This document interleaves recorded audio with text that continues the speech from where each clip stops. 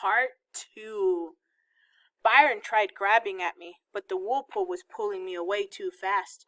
I saw By's legs swim back up toward the sky. Pool, whoosh, stop. Pool, whoosh, stop. Up ahead, someone else was in the water. It has to be Mama and Dad. Goodbye, Mama. Goodbye, Dad. No, it's By again. Still looking all crazy. Still scratching at the water. Byron and the whirlpool started duking it out.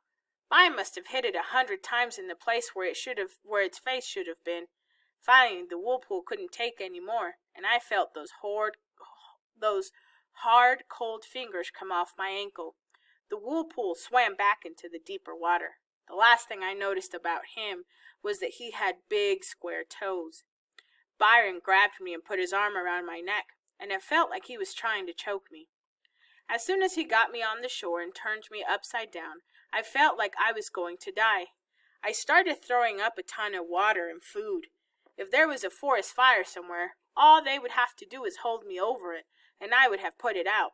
I threw up and coughed and choked and vomited about 1,000,000 times, and all this just because I breathed in some air. By held my ankles and kept banging me up and down and screaming at me. When the sound from the water in my ears and the sound of me vomiting my guts out and the whoosh sound from the whirlpool finally left me, I could hear Byron shouting, "Oh man! Oh man! Oh man!" over and over.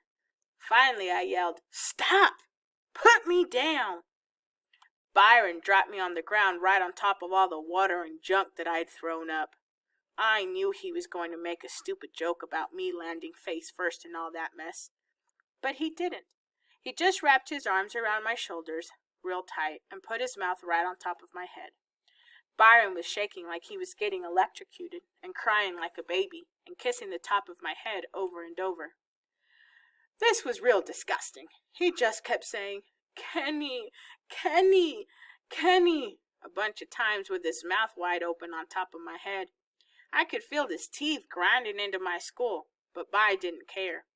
I said, "Aw, man," and tried to make him quit, but all I could do was sit there too tired to do anything but let Daddy Cool nibble on the top of my head while he cried like a kindergarten baby.